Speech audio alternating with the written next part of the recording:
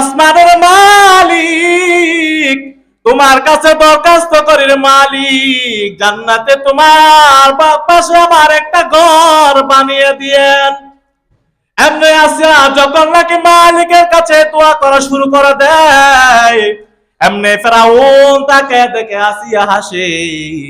ডাক দিয়া বলে, আসিয়া তুমি কেন হাসতেছো? এমনি আসিয়া ডাক দিয়া বলে, আমি আমার মালিকের কাছে মাত্র দোয়া করলাম রে মালিক, জান্নাতে আমাকে একটা ঘর দিয়েন ঘর। এই দোয়া করতে দেরি হয়, আমার রব জান্নাতে আমার ঘর আমার চোখের সামনে দেখাইয়া দিছে। মালিক তুমি জান্নাতে,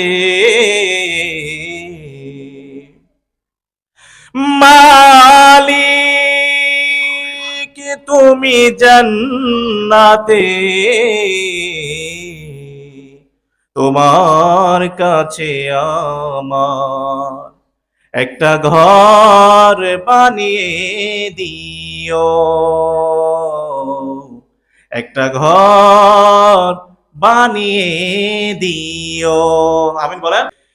মকবুল তো হায় সাজ হায়, কাবিল তো বহুত হায়, মকবুল তো হায় সাজ হায়, কাবিল তো বহুত হায়, आईना के मानिंदे तो नहीं दिल तो बहुत हाय, आईना के मानिंदे तो नहीं दिल तो बहुत हाय,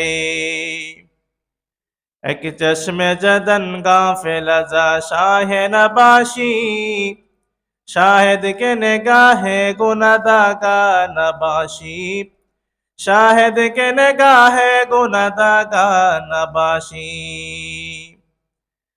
आए बंदा खुदा चाहोगार उनकी मुलाकात, आए बंदा खुदा चाहोगार उनकी मुलाकात, जल्दी से अब बैठे सुनो हजरत की नसीहत, जल्दी से अब बैठे सुनो हजरत की नसीहत। আলহামদুলিল্লাহ, আল্লাহ তাআলা দরবারে শুকরিয়া জ্ঞাপন করি যে মুনিব আমাদেরকে জুমার নামাজ পড়ার মতো, মসজিদে আসার মতন, বসার মতন তৌফিক দান করলেন।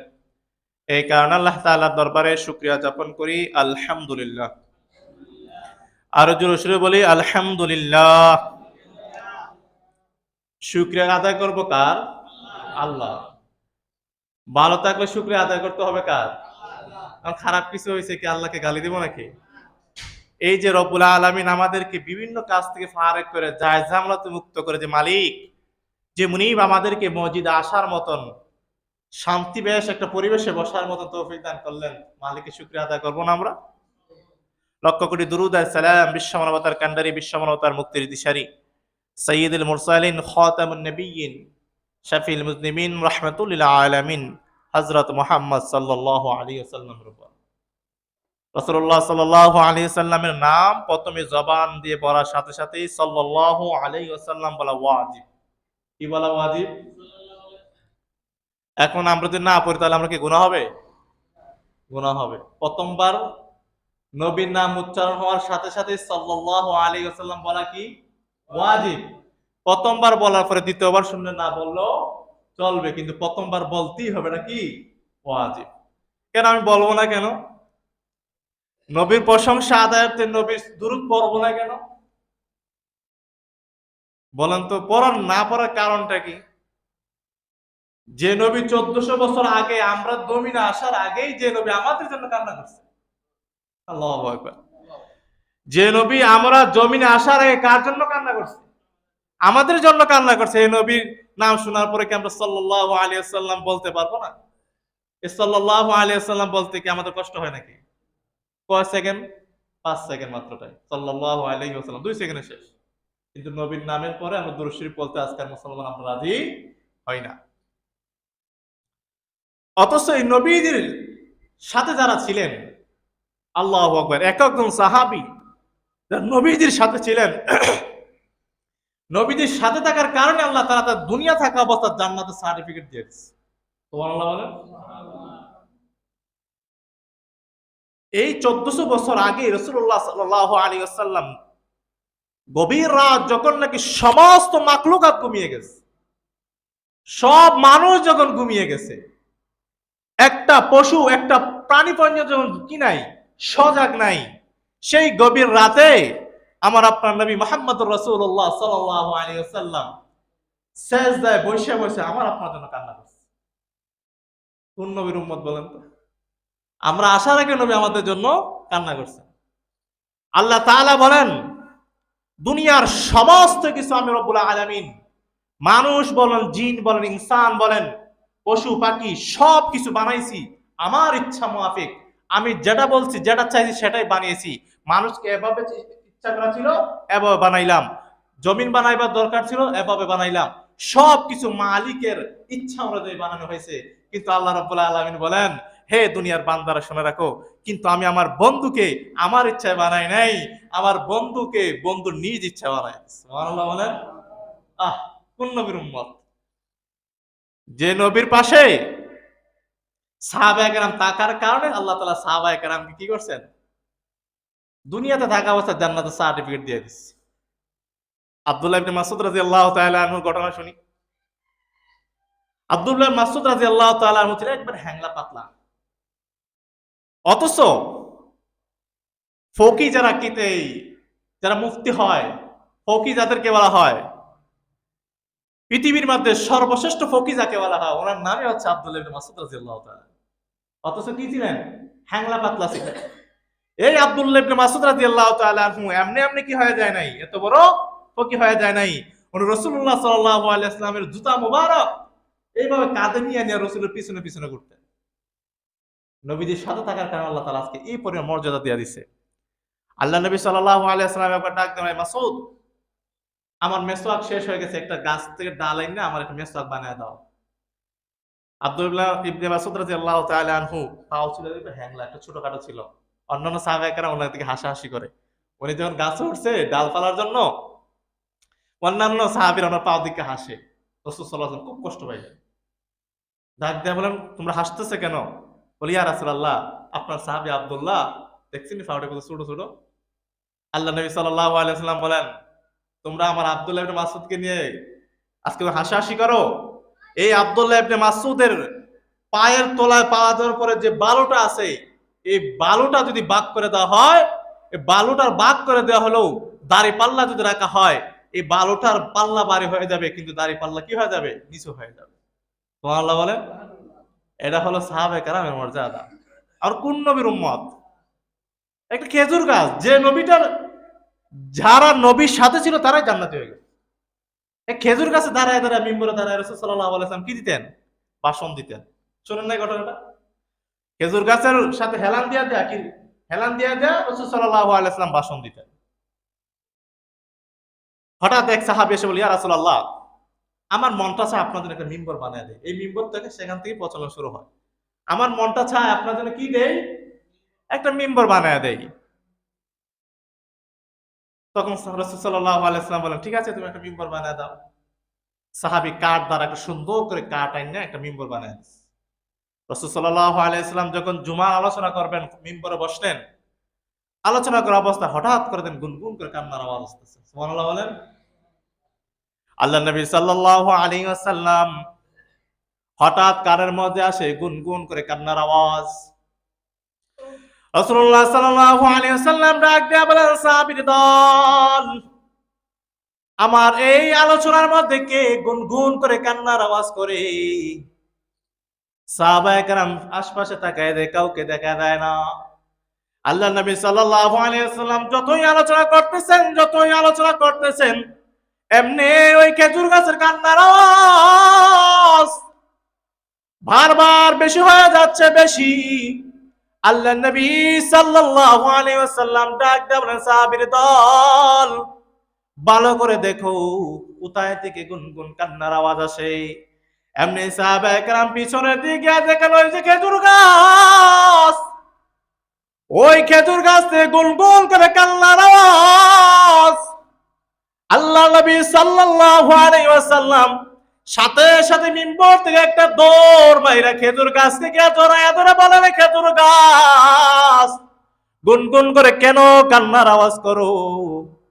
এমনি আল্লাহ তাআলা খেজুর গাছের জবান করে দিয়েছেন। খেজুর গাছ ডাক দেবো, ইয়া রাসূলুল্লাহ, এতদিন পর্যন্ত আপনি আমি খেজুর গাছের পাশে দাঁড়াইয়া জুম্মার আলোচনা করতেন গো নবী। ইয়া রাসূলুল্লাহ, আজকে যখন আপনি ওই আমাকে আমি খেজুর গাছের কাছ থেকে মিম্বরে বসে আলোচনা করেন, আমি খেজুর গাছের মনটা ফাইটা যাইতেছে। ইয়া রাসূলুল্লাহ, আমার মন চায় আপনি আমার পাশে দাঁড়াইয়া আলোচনা করেন। আল্লাহ নবী সাল্লাল্লাহু আলাইহি ওয়াসাল্লামের চক্ষু মুবারকে পানি বের হয়। খেজুর গাছকে জড়াইয়া বলে, খেজুর গাছ থামো, থেমে যাও। খেজুর গাছ ডাক দিয়ে বলে, ইয়া রাসূলুল্লাহ, আমি আমার মনকে সান্ত্বনা করতে পারি না। এমনি আল্লাহ নবী সাল্লাল্লাহু আলাইহি ওয়াসাল্লাম খেজুর গাছকে জড়ায় বলেন, কিভাবে সান্ত্বনা দিলে তোমার চক্ষু থেকে পানি বের হবে না? খেজুর গাছ ডাক দিয়ে বলে, ইয়া রাসূলুল্লাহ, আমার মন চায় আমি জান্নাতে আপনার সাথে থাকতে চাই। আল্লাহ নবী সাল্লাল্লাহু আলাইহি ওয়াসাল্লাম ডাক দিয়ে বলে, খেজুর গাছ, আমি নবী ঘোষণা করে দিলাম, জান্নাতে তুমি খেজুর গাছ, আমি রাসূলের সাথে থাকবা। সুবহানাল্লাহ বলেন। কেন হয়েছে? নবীদের সাথে সংস্পর্শ থাকার কারণে।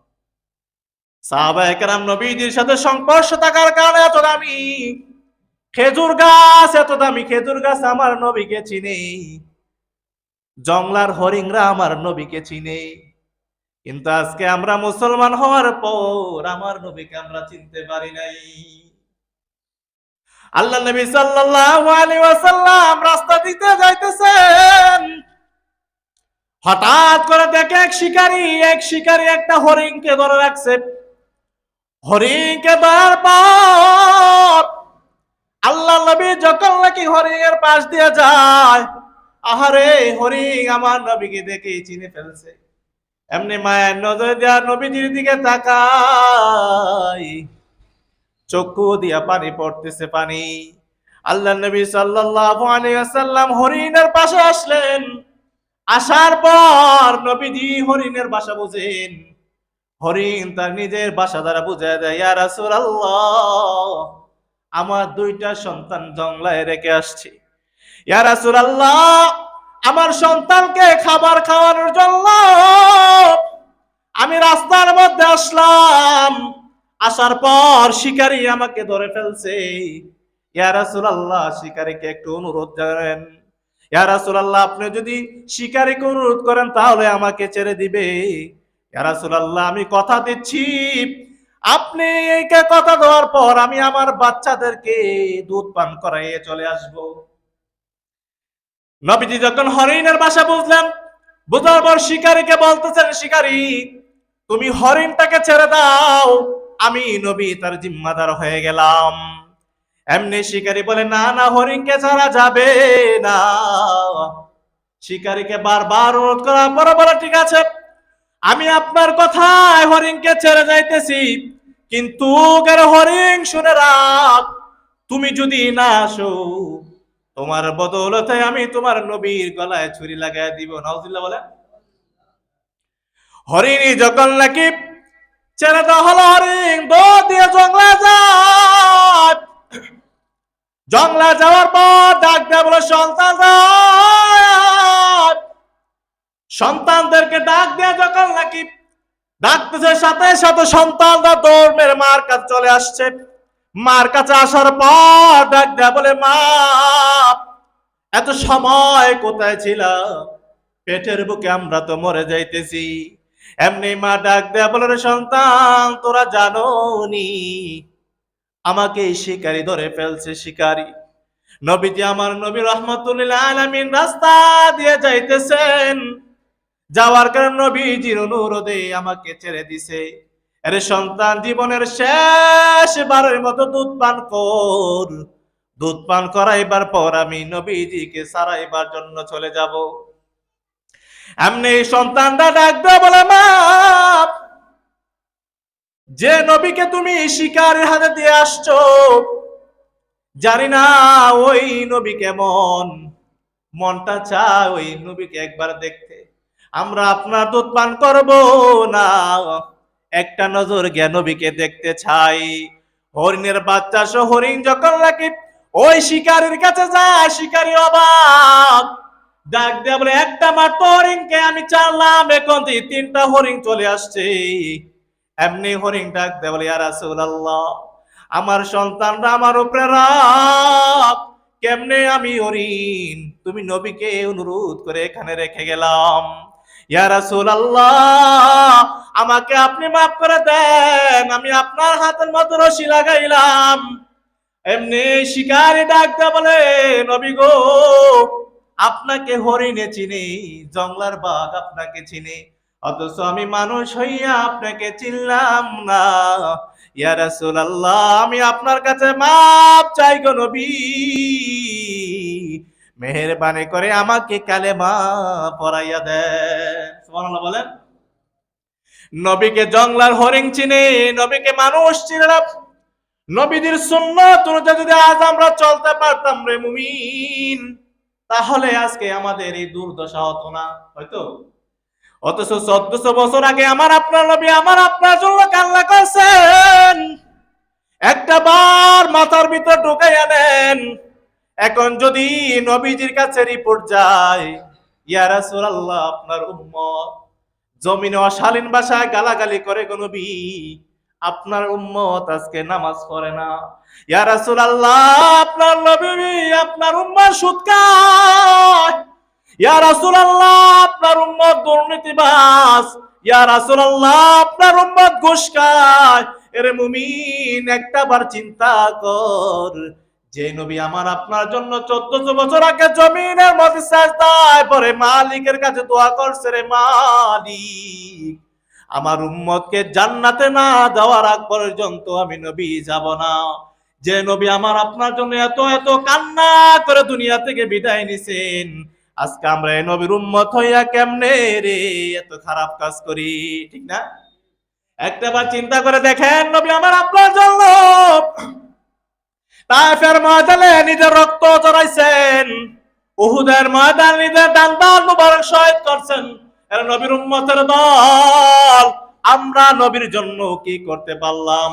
অথচ আজকে জমিনের বুকে আমার আপনার নবীকে গালি দেয় নাস্তিক, আমার আপনার নবীর বিমান নিয়ে সমালোচনা করে নাস্তিক, কিন্তু আমরা উম্মত হওয়ার পর মনের ভিতরে ব্যথাই আসে না। অথচ আমার আপনার জন্য আমার আপনার নবী ওই হাসরের ময়দানে সিজদায় পড়ে কান্না করবে, রব্বি হাবলি উম্মতি, রব্বি হাবলি উম্মতি, আল্লাহ আমার উম্মত, আমার উম্মত, আমার উম্মত, আমার উম্মত করে যে নবী সিজদায় বসে বারবার আমার আপনার জন্য কান্না করে। কিন্তু এর দুনিয়ার ইমানদার, আমি আপনার নবীর জন্য কি করতেছি? অথচ সাহাবায়ে কেরামরা নবীর সংস্পর্শ পাওয়ার পরে আল্লাহ দুনিয়াতে জান্নাতের সার্টিফিকেট দিয়ে দেয়। অথচ সাহাবায়ে কেরাম নিজের জীবনের চাইতে, নিজের মালের চাইতে, নিজের পরিবারের চাইতে সবচেয়ে বেশি আমার আপনার নবীকে ভালোবাসতে। আমরা ভালোবাসি বলেন? যদি আমরা ভালোই বাসতাম তাহলে আমাদের নামাজ কাজা হতো। বলেন তো, ফজরের সময়, শীতের সময় এখন মানুষ আসেনি, আসে? ফজরের সময় আসে না, শীত ডরাইয়া না যে ঠান্ডা, ঠিক না? কিন্তু এটা ভাবে না, মাত্র 60 বছরের জিন্দিগিতে ডরাইয়া ফজর নামাজ পড়ি না, মরার পরে ফেরেশতা কি পরিমাণ ফিডা ফিডাইব এ চিন্তা করে না। কথা বুঝতে পারছেন? মরার পরে ফেরেশতারা কি পরিমাণ ফিডা দিবে চিন্তা আমাদের ভিতরে নাই। দুনিয়ার সবচেয়ে বড় জালেম বাদশা ফেরাউন, নাম শুনেন নাই?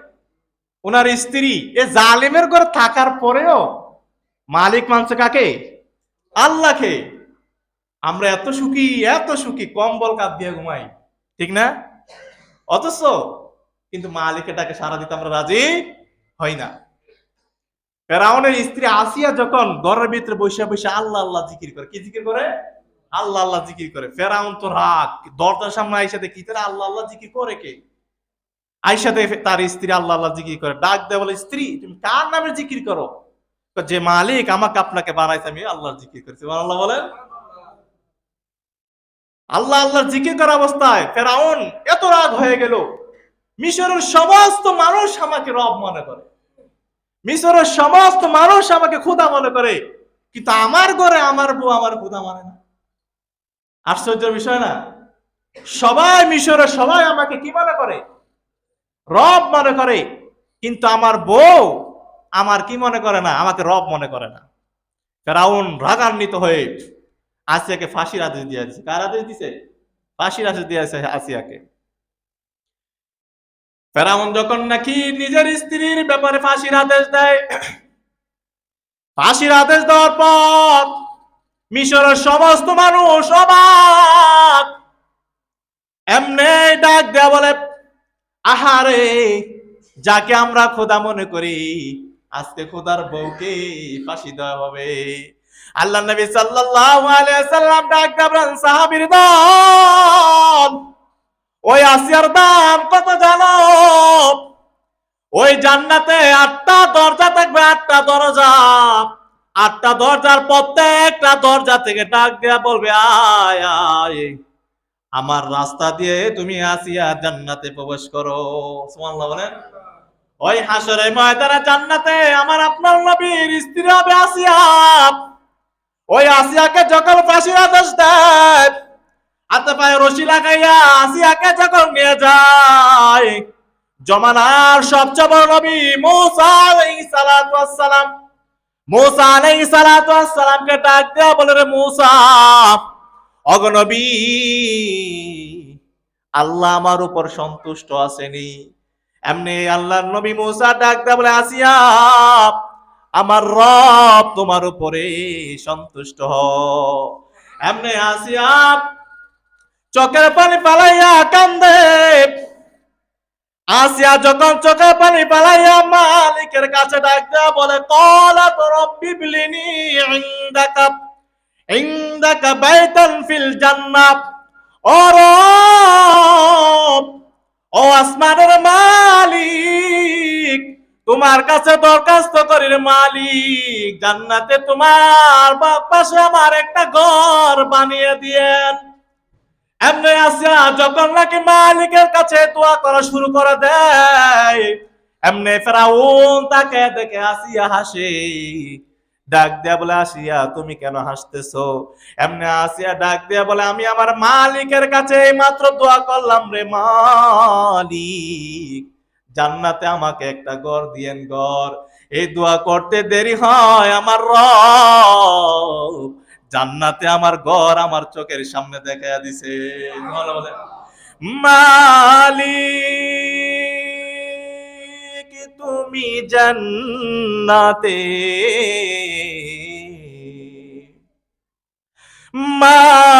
মালিক তুমি জান্নাতে, তোমার কাছে আমার একটা ঘর বানিয়ে দিও, একটা ঘর বানিয়ে দিও। আমিন বলেন।